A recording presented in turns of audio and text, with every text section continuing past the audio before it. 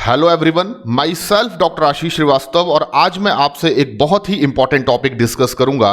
आज के टॉपिक में मैं आपको यह बताने वाला हूं कि जब भी आप नीट के लिए मेंडेलियन डिसऑर्डर को पढ़ते हैं, यानी कि उन सभी डिसीज को पढ़ते हैं जो जीन म्यूटेशन की वजह से ह्यूमंस में होती हैं, तो आपके दो बड़े कंफ्यूजन होते हैं। पहला आपका कंफ्यूजन यह होता है कि जो डिसीज या मेंडेलियन डिसऑर्डर्स की कैटेगरीज हैं, यानी कि autosomal recessive, autosomal dominant, x link recessive, x link dominant और वाई लिंक डिसीज, क्या इन सभी कैटेगरीज में हमें बहुत सारी डिसीज को डिटेल में स्टडी करना चाहिए या हमें सिलेक्टिव वही डिसीज पढ़ना चाहिए जिनके बारे में एनसीईआरटी में दिया गया है? और दूसरा आपका कंफ्यूजन यह होता है कि जब आप प्रीवियस ईयर एग्जाम में आए हुए इस टॉपिक से जो क्वेश्चंस हैं उनको स्टडी करते हैं तो आपको लगता है कि आपको तो फिनाइलकीटोन्यूरिया या एल्बिनिज्म या सिस्टिक फाइब्रोसिस या G6PD सिंड्रोम जैसी कई डिसीज हैं जो एनसीईआरटी में नहीं है, लेकिन उनका जिक्र जो है वो प्रीवियस एग्जाम में हुआ है। तो अब हमारा जो डाउट है वो केवल इतना है कि क्या हमें सभी डिसीज को डिटेल में पढ़ना चाहिए या हमें कुछ डिसीज के बारे में डिटेल में पढ़ना जरूरी है और कुछ डिसीज के हमें एटलीस्ट नाम पता होना चाहिए along with their specific category कि वो किस पर्टिकुलर कैटेगरी को बिलोंग करती हैं, लाइक कि वो ऑटोसोमल डोमिनेंट हैं या वो एक्स लिंक रेसेसिव हैं, इस तरह से। तो आज का ये टॉपिक आपकी काफी हेल्प करेगा क्योंकि इस टॉपिक में मैं आपको list of Mendelian disorder provide करने वाला हूं along with their specific category, और आपको यह बता दूंगा कि आपको किन डिसीज के केवल नाम याद रखने हैं उनकी कैटेगरी के साथ और किन डिसीज को आपको डिटेल में पढ़ना है। तो चलिए मैं स्टार्ट करता हूं। सबसे पहले मेंडेलियन डिसऑर्डर्स क्या होते हैं ये आप जान लीजिए। मेंडेलियन डिसऑर्डर्स को हम लोग ऐसी डिसीज भी कह सकते हैं, जेनेटिक डिसीज भी कह सकते हैं, जो ह्यूमंस में जीन म्यूटेशन की वजह से होती हैं, यानी कि disorders due to gene mutation.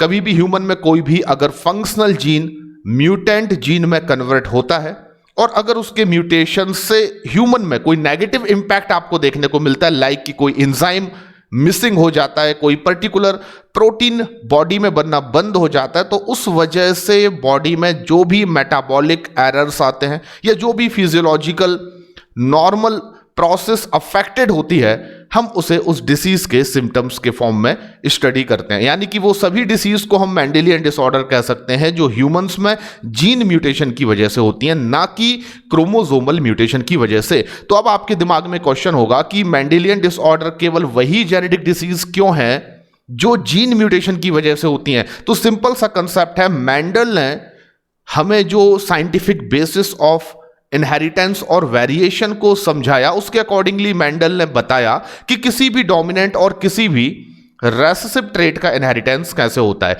जिस तरीके से कोई भी डोमिनेंट और recessive trait generation to generation एक पीढ़ी से दूसरी पीढ़ी में ट्रांसमिटेड होते हैं, ठीक उसी तरीके से कोई जीन अगर म्यूटेंट हो जाए और उसके म्यूटेशन की वजह से जो भी म्यूटेंट ट्रेट ह्यूमन में अपेयर होगा, उस म्यूटेंट ट्रेट का भी इनहेरिटेंस मेंडल के प्रिंसिपल के अकॉर्डिंगली होगा। मेरे कहने का मतलब बहुत सिंपल सा है, अगर कोई जेनेटिक म्यूटेशन ह्यूमन में कॉज होता है जीन म्यूटेशन की वजह से और वो ट्रेट एबनॉर्मल ट्रेट अगर डोमिनेंट है तो उसका इनहेरिटेंस ठीक मेंडल के डोमिनेंट ट्रेट की तरह ही होगा, यानी कि 3:1। आपको हेट्रोजाइगस दो इंडिविजुअल के क्रॉस करने पर जो जनरेशन मिलेंगे, ऑफस्प्रिंग्स मिलेंगे, उनमें से 3 इंडिविजुअल अफेक्टेड होंगे और 1 इंडिविजुअल अनअफेक्टेड होगा। पर अगर कोई भी जीन म्यूटेशन की वजह से ह्यूमन में जो ट्रेट अपेयर हो रहा है अगर वो रेसेसिव है, अप्रभावी है, तो फिर ऐसी कंडीशन में आप देखेंगे वो केवल होमोजाइगस कंडीशन में ही अफेक्ट कर सकेगा ह्यूमंस को। तो अल्टीमेटली हम सबसे पहले ये जान लेते हैं कि जितनी भी मेंडेलियन डिसऑर्डर्स या डिसीज हैं उनको हमने 5 इंपॉर्टेंट कैटेगरी में डिवाइड कर रखा है, और वो इस वजह से क्योंकि ह्यूमंस में क्रोमोसोम्स के जो पेयर्स हैं उनको हम 2 कैटेगरी में डिवाइड कर देते हैं, ऑटोसोमल एंड सेक्स क्रोमोसोम या एलोसोम। एंड दूसरा कारण है इन 5 कैटेगरीज को बनाने के पीछे कि अगर कोई जीन मनुष्य में या ह्यूमंस में म्यूटेंट होता है और उसकी वजह से कोई डिसऑर्डर अगर कॉज होता है तो वो एबनॉर्मल डिसऑर्डर या ट्रेट जो है वो डोमिनेंट है या वो रेसेसिव है, इस बेसिस पर भी उसका इनहेरिटेंस जो है वो वेरिएशंस शो करेगा। यानी कि अफेक्टेड इंडिविजुअल ऑफस्प्रिंग्स में से कितने होंगे ये डिपेंड बिल्कुल करेगा कि वो ट्रेड जो इनहेरिटेड हो रहा है फ्रॉम पेरेंट्स टू ऑफस्प्रिंग्स वो डोमिनेंट है या फिर वो रेसेसिव है। तो इस बेसिस पर मैं जितने भी मेंडेलियन डिसऑर्डर्स हैं उनको 5 कैटेगरी में डिवाइड कर देता हूं। पहली कैटेगरी है ऑटोसोमल रेसेसिव, दूसरी कैटेगरी है ऑटोसोमल डोमिनेंट, तीसरी कैटेगरी है X link recessive disorder, and fourth category X link dominant disorder, and fifth category Y link disease. Y link disease में डोमिनेंट और रेसेसिव का कोई कंसेप्ट हम नहीं बना सकते। उसका एक रीजन है, क्योंकि जीन्स जो वाई क्रोमोसोम पर प्रेजेंट हैं वो होलोएंड्रिक जीन्स हैं और वो ह्यूमन में यानी कि मनुष्यों में केवल मेल के पास होते हैं और उनकी हमेशा कॉपी जो है वो सिंगल कॉपी होती है। और ऐसे जीन्स हमेशा मेल में एक्सप्रेस होंगे और वो मेल से केवल मेल्स में ही ट्रांसमिटेड होंगे। दैट इज द रीजन कि वाई लिंक डिसीज केवल अफेक्टेड कर सकती हैं ह्यूमंस में मेल कैंडिडेट्स को, यानी कि ये फादर को अफेक्टेड कर सकती हैं, उनके सन्स को अफेक्टेड कर सकती हैं, लेकिन कभी भी ये मदर को या डॉटर्स को यानी कि फीमेल्स को अफेक्टेड नहीं कर सकती। तो सबसे पहले मैं आपको एक लिस्ट दे रहा हूं कि आपको कितनी डिसीज के केवल और केवल नाम याद रखने हैं अलॉन्ग विद देयर कैटेगरी। तो आपको याद रखना है कि ऑटोसोमल रेसेसिव डिसीज जो ह्यूमंस में हमें स्टडी करना है वो टोटल 7 डिसीज हैं, यानी कि टोटल नंबर ऑफ डिसीज हमें कितनी स्टडी करना है, 7 डिसीज स्टडी करना है। और उन 7 डिसीज के आपको केवल नाम याद रखने हैं और उनमें से जिस भी डिसीज की आपको मैकेनिज्म या डिटेल्स को पढ़ने की जरूरत है वो मैं आपको इस लिस्ट में इंफॉर्म करूंगा। तो सबसे पहले आपको पहली डिसीज जो याद रखना है that is the phenyl ketonuria, यानी पहली ऑटोसोमल रेसेसिव डिसीज आप याद रखिए फिनाइल कीटोन्यूरिया। आपको यह पता होना चाहिए कि फिनाइल कीटोन्यूरिया एक ऑटोसोमल रेसेसिव डिसीज है, इसके अलावा आपको कुछ भी पढ़ने की जरूरत नहीं है। फिर भी आपकी इंफॉर्मेशन के लिए मैं बता देता हूं कि यह डिसीज जो है वो एक एंजाइम के मिसिंग होने की वजह से ह्यूमन में कॉज होती है और उस एंजाइम को एनकोड करने वाले जीन में म्यूटेशन इस डिसीज का बेसिक रीजन है। वो एंजाइम है फिनाइल एलानिन हाइड्रोक्सीलेज। अगली डिसीज जो आपको कम से कम नाम याद रखना है वो है एल्केप्टोन्यूरिया, और एल्केप्टोन्यूरिया भी एक ऐसी डिसीज है जिसमें ह्यूमंस में एक एंजाइम मिसिंग हो जाता है जिसका नाम आपको हमेशा याद रखना है होमोजेनेटिसिक एसिड। होमोजेनेटिसिक एसिड एक इंपॉर्टेंट एंजाइम है ह्यूमंस में मेटाबॉलिक पाथवे का, और इस एंजाइम के मिसिंग होने की वजह से यह डिसीज कॉज होती है जिसको आप एल्केप्टोन्यूरिया कहते हैं। तीसरी डिसीज आपको याद रखना है जो ऑटोसोमल रेसेसिव कैटेगरी में आती है that is the albinism. Albinism या एल्बिनिज्म एक ऐसी डिसीज है जिसमें ह्यूमन की स्किन और आंखों की आइरिस का कलर स्टेबल नहीं रहता और इसके पीछे भी एक एंजाइम रिस्पॉन्सिबल है जिसका नाम है टायरोसिनेज। तो टायरोसिनेज एक ऐसा एंजाइम है जो ह्यूमन में अगर नहीं बनता है, उसका सिंथेसिस अगर ह्यूमन में नहीं होता है तो जो डिसीज अपेयर होती है, कॉज होती है, उसे हम एल्बिनिज्म कहते हैं। नेक्स्ट आपको एक डिसीज याद रखना है टे सच डिसीज, एंड टे सच डिसीज जो है वो भी ह्यूमंस में एक मेटाबॉलिक डिसऑर्डर है, जेनेटिक कंडीशन है, जीन में म्यूटेशन की वजह से होती है। यहां पर भी एक एंजाइम ह्यूमन में मिसिंग होता है और उसका नाम है बीटा एन एसिटिल हेक्सोज अमाइनिडेज। तो बीटा एन एसिटिल हेक्सोज अमाइनिडेज एक एंजाइम है जिसके मिसिंग होने की वजह से यह डिसीज ह्यूमन में कॉज होती है। And next the very important disease is thalassaemia. तो जिस डिसीज में मैं इंपॉर्टेंट टर्म यूज कर रहा हूं मतलब वो डिसीज आपको आगे चलकर डिटेल में पढ़ना है क्योंकि ये आपके एनसीईआरटी का पार्ट है और यहां से क्वेश्चन डिसीज के अंदर की मैकेनिज्म, सिम्टम्स से या क्रोमोसोम्स पूछा जा सकता है जिस पर ये जीन प्रेजेंट होता है जो थैलेसीमिया के लिए रिस्पॉन्सिबल है। तो thalassaemia is an very important example of autosomal recessive disease, और ये 3 डिफरेंट टाइप्स के थैलेसीमिया हम ह्यूमंस पॉपुलेशन में देख सकते हैं, alpha thalassaemia, beta thalassaemia and delta thalassaemia. इसके बारे में मैं डिटेल में एक सेपरेट आपको लेक्चर देने वाला हूं। अगली डिसीज जो बहुत इंपॉर्टेंट है और आगे चलकर आपको काफी डिटेल में पढ़ना है that is the sickle cell anaemia, और ये एक जीन पॉइंट म्यूटेशन की वजह से ह्यूमन में होने वाली एक डिसीज है। जिसमें ह्यूमंस की हीमोग्लोबिन की बीटा पॉलीपेप्टाइड चेन में एक अमीनो एसिड का रिप्लेसमेंट हो जाता है, सब्स्टिट्यूशन हो जाता है। और इसमें आप देखेंगे कि ह्यूमंस की जो आरबीसीज है उनका शेप जो नॉर्मली वाई कॉन्केव होना चाहिए वो सिकल शेप्ड हो जाता है। इस पर हम काफी डिटेल डिस्कशन करेंगे, क्योंकि थैलासेमिया और सिकल सेल एनीमिया ये दो ही ऐसी डिसीज हैं जिनको आगे चलकर आपको बहुत अच्छे से प्रिपेयर्ड करना है। नीट में क्वेश्चन यहां से डेफिनेटली आ सकता है और अंदर से आ सकता है, यानी कि डिसीज की मैकेनिज्म को लेकर आपसे क्वेश्चन पूछा जाएगा। सिस्टिक फिब्रोसिस या सिस्टिक फाइब्रोसिस एक अनादर डिसीज है, जिस डिसीज में आप देखेंगे CFTR जीन, एक जीन है CFTR which present on chromosome number 7, और इस जीन में म्यूटेशन की वजह से इस डिसीज को ह्यूमन में नॉर्मली देखा जा सकता है, जिसकी वजह से हमारे जो विसरल ऑर्गन्स हैं लाइक लिवर, लंग्स, किडनी, इनके ऊपर म्यूकस की एक थिक लेयरिंग का फॉर्मेशन हो जाता है। स्पेशली लंग्स के ऊपर म्यूकस की थिक लेयरिंग ब्रीदिंग यानी कि गैसियस एक्सचेंज में काफी प्रॉब्लम क्रिएट करती है, और ह्यूमंस में रेस्पिरेटरी रिलेटेड प्रॉब्लम्स ज्यादातर देखी जा सकती हैं। तो ये सभी आपको जो डिसीज की लिस्ट मैंने प्रोवाइड की है, ये वो सभी डिसीज हैं जिनके आपको नाम याद रखने हैं उनकी कैटेगरी के साथ कि इन्हें हम ऑटोसोमल रेसेसिव डिसीज कहेंगे। अब मैं आपको बताता हूं कि आपको ऑटोसोमल डोमिनेंट कौन सी ऐसी डिसीज है जिनके आपको एटलीस्ट नाम याद रखने, यानी आपसे क्वेश्चन पूछा जाएगा इनमें से कौन सी डिसीज ऑटोसोमल डोमिनेंट है, इनमें से कौन सी डिसीज ऑटोसोमल डोमिनेंट नहीं है। तो आपको बता देता हूं ऑटोसोमल डोमिनेंट डिसीज की जो आपको लिस्ट में प्रोवाइड कर रहा हूं, इसमें आपको टोटल 5 डिसीज के नाम याद रखने हैं। आप चाहें तो यहां पर एक नाम मैं आपको एक्स्ट्रा भी दूंगा जो बाद में डिस्कस करूंगा, लेकिन कम से कम आपको 5 नाम याद रखने हैं। नंबर 1 पॉलीडैक्टाइल। पॉलीडैक्टाइली या पॉलीडैक्टाइल एक ऐसी कंडीशन है जिसमें आप देखेंगे extra number of finger and toes human में देखने को मिलते हैं, यानी कि 5 की जगह आपकी जो हाथों की अंगुलियां या पैरों की अंगुलियां होंगी वो 6 हो सकती हैं, वो 7 हो सकती हैं, वो उससे भी ज्यादा हो सकती हैं।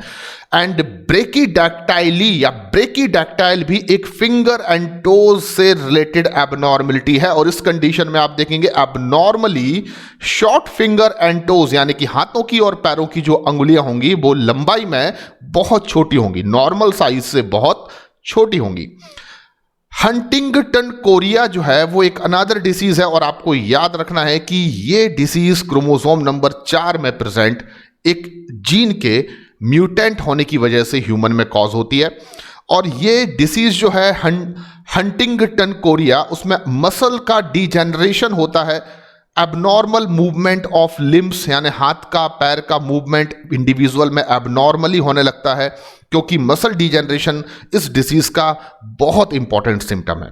अकॉन्ड्रोप्लाजिया एक प्रकार से देखा जाए तो एक प्रकार का डॉर्फिज्म है, यानी कि ये एक प्रकार की जेनेटिक डॉर्फिज्म यानी बौनापन की समस्या है, और इसका कारण आपको जानना है तो मैं बता देता हूं कि अकॉन्ड्रोप्लाजिया में आप देखेंगे कि जो डिफेक्टिव फॉर्मेशन है बोन्स का और कार्टिलेज का वो ह्यूमन में आपको देखने को मिलेगा, यानी कि इंडिविजुअल जिसको अकॉन्ड्रोप्लाजिया है उसकी बॉडी में बोन्स और कार्टिलेज का फॉर्मेशन डिफेक्टिवली होगा।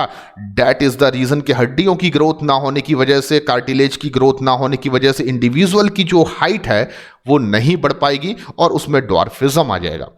मायोटोनिक डिस्ट्रॉपी एक ऐसी डिसीज है जिसको अगर मैं इंग्लिश में डिफाइन करूं तो मैं कहूंगा प्रोलॉन्ग्ड मसल कॉन्ट्रैक्शन, लंबे समय तक मांसपेशियों में ऐंठन बने रहने की जो एक आनुवांशिक परिस्थिति है उसे आप मायोटोनिक डिस्ट्रॉपी कहते हैं। और ये एक ऐसी डिसीज है जिसको आपको काफी डिटेल में पढ़ना है, यानी कि आप बाकी सभी ऑटोसोमल डोमिनेंट डिसीज जो हैं उनके आपको केवल नाम याद रखने हैं अलॉन्ग विद देयर कैटेगरी के they are autosomal dominant disease, लेकिन एक ऑटोसोमल डोमिनेंट डिसीज का आपको डिटेल्स में स्टडी करना है, वो है मायोटोनिक डिस्ट्रॉपी। एंड आपको बता दूं एक्स-लिंक्ड रेसेसिव डिसऑर्डर्स में हमें किन डिसीज के नाम याद होना जरूरी है और किन डिसीज को आगे चलकर हमें डिटेल में पढ़ना होगा। तो मैं आपको एक लिस्ट प्रोवाइड करता हूं। कलर ब्लाइंडनेस जो कि एक एक्स-लिंक्ड रेसेसिव डिसीज है, इसे आपको बहुत अच्छे से प्रिपेयर्ड करना होगा। आगे मैं इस पर एक आपको लेक्चर दूंगा जिसमें कलर ब्लाइंडनेस के पीछे का जेनेटिक बेसिस मैं आपको समझाऊंगा। सिम्टम्स के बारे में मैं आपको बताऊंगा कि इस बीमारी में किस तरीके से किसी इंडिविजुअल में कलर्स को डिफरेंशिएट करने की जो क्षमता है, कैपेसिटी है, वो अफेक्टेड हो जाती है। और मोस्ट कॉमनली आप देखेंगे रेड ग्रीन कलर की जो कलर ब्लाइंडनेस है वो आपको देखने को मिलेगी। जितनी भी एक्स लिंक डिसीज होती हैं रेसेसिव या डोमिनेंट, उनमें आप एक खास चीज ये देखेंगे कि एक्स लिंक रेसेसिव डिसऑर्डर में स्पेशली ज्यादातर अफेक्टेड इंडिविजुअल मेल्स होते हैं। फीमेल इससे अफेक्टेड मेल के कंपैरिजन में कम होती है। उसका एक कारण है क्योंकि males X link recessive disorders जो भी हैं उनके जीन्स को, उनके ट्रेट्स को हेमीजाइगोसली एक्सप्रेस कर सकते हैं, यानी कि उनके पास अगर सिंगल कॉपी पहुंच रही है, जो कि सिंगल ही कॉपी उनके पास एक्स जीन्स की होगी, एक्स लिंक जीन्स की होगी, वो डेफिनेटली एक्सप्रेशन देगी। यही की कारण है कि फीमेल केवल इन डिसीज से तब अफेक्टेड होती हैं तब जबकि वो ट्रेट को होमोजाइगस कंडीशन में रखती हैं। हेट्रोजाइगोसली दे आर कैरियर, वो वेक्टर होती हैं, वाहक होती हैं। लेकिन मेल के पास अगर ट्रेट पहुंचेगा तो डेफिनेटली मेल अफेक्टेड होगा, उसको डिसऑर्डर या डिसीज होगी। ऐसी ही एक एक्स लिंक रेसेसिव डिसीज है हीमोफीलिया। ये भी बहुत इंपॉर्टेंट है, यानी इसको भी आपको अच्छे से पढ़ना होगा नीट के लिए, क्योंकि आपके सिलेबस का पार्ट है। ब्लड क्लॉटिंग फैक्टर से रिलेटेड एक डेफिशिएंसी है हीमोफीलिया, और जिसको ये होता है उसकी बॉडी में ब्लड जब ब्लीडिंग होती है तो ब्लड की क्लॉटिंग नहीं हो पाती। एक रॉयल डिसीज के नाम से भी इसको हम जानते हैं। इसका कहीं ना कहीं रिलेशन रानी विक्टोरिया से भी है, इस पर हम डिटेल में डिस्कशन करेंगे। फिलहाल आपको मैं ये बता रहा हूं कि एक्स लिंक रेसेसिव डिसऑर्डर्स की लिस्ट आपको कौन कौन सी याद रखना है।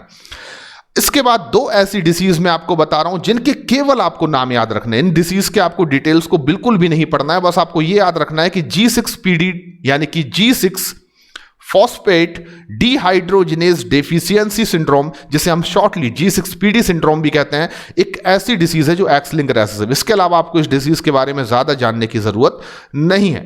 आपके जीके के लिए मैं आपको बता देता हूं कि इस डिसीज में जनरली एक एंजाइम मिसिंग होता है जो आरबीसीज की प्लाज्मा मेम्ब्रेन में प्रेजेंट होता है, जिसका नाम है G6PD एंजाइम, और वो आरबीसीज की प्लाज्मा मेम्ब्रेन को स्टेबिलिटी प्रोवाइड करता है। अगर ये एंजाइम नहीं सिंथेसाइज होगा तो आरबीसीज उस इंडिविजुअल की अनस्टेबल हो जाएंगी, रप्चर्ड ऑफ आरबीसीज की प्रॉब्लम देखने को मिलेगी एंड एनीमिक कंडीशन भी कॉज हो सकती है। नेक्स्ट डिसीज का भी आपको केवल नाम याद रखना है, वो है Duchenne muscular dystrophy. And Duchenne muscular dystrophy भी एक ऐसी डिसीज है जिसमें कि डिस्ट्रोपिन प्रोटीन नहीं बनता। एंड डिस्ट्रोपिन प्रोटीन के लिए जीन एक्स क्रोमोसोम पर होता है, ये हम ऑलरेडी जानते हैं, इसलिए इसे एक्स लिंक रेसेसिव डिसऑर्डर कहा गया है। ये जीन कंडक्शन ऑफ CA++ के लिए रिस्पॉन्सिबल होता है। यही कारण है कि अगर ये जीन बॉडी में डिफेक्टिव है, म्यूटेंट है, तो मसल का प्रॉपर कॉन्ट्रैक्शन ह्यूमन में नहीं हो पाता। इस कंडीशन को आप डकनेज मस्कुलर डिस्ट्रॉफी कहेंगे। तो यहां पर आपने 4 डिसीज जो हैं उनकी एक लिस्ट प्रिपेयर कर ली है। अगली मैं आपको बता देता हूं, आपको एक्स लिंक डोमिनेंट डिसीज में कोई बीमारी का नाम याद नहीं रखना है, किसी डिसीज के बारे में नहीं पढ़ना। It is not a part of syllabus. आपको फाइनली पढ़ना है वाई लिंक डिसीज के बारे में। एंड वाई लिंक डिसीज की आपको लिस्ट बता देता हूं, जैसे कि वाई लिंक इनफर्टिलिटी, ये एक ऐसी कंडीशन है जो केवल मेल्स में ही हो सकती है क्योंकि ये वाई लिंक डिसीज है, और इसमें ह्यूमन मेल जो होगा वो या तो ऑलिगोस्पर्मिक हो जाता है या वो एजोस्पर्मिक हो जाता है, यानी कि उसमें स्पर्म काउंट जो है वो अफेक्टेड होता है। दैट इज द रीजन कि उसमें यानी कि मेल्स में इनफर्टिलिटी कॉज होती है। नेक्स्ट वाई लिंक डिसीज आपको याद रखना है हाइपरट्राइकोसिस। हाइपरट्राइकोसिस में excessive hairs on ear pinna, यानी कि कान के ईयर पिन्ना पर आपको बहुत सारे बाल, एक्सेसिव बाल आपको देखने को मिलेंगे, हेयर्स देखने को मिलेंगे। ये एक्चुअली में कोई डिसीज नहीं है, बट इसको एबनॉर्मल ट्रेट कहा जा सकता है, और इसको मैंने वाई लिंक डिसीज की कैटेगरी में रख दिया है। वेब्ड टोज एक ऐसी वाई लिंक डिसऑर्डर है जिसमें आप देखेंगे जो ह्यूमन मेल होता है उसकी जो फिंगर्स होती हैं वो आपस में अटैच्ड होती हैं with the help of membrane, यानी कि हाथ की जो अंगुलियां होंगी, पैर की जो अंगुलियां होंगी, वो आपस में एक झिल्ली या मेम्ब्रेन जैसे संरचना के थ्रू एक दूसरे से चिपकी होंगी या अटैच होंगी।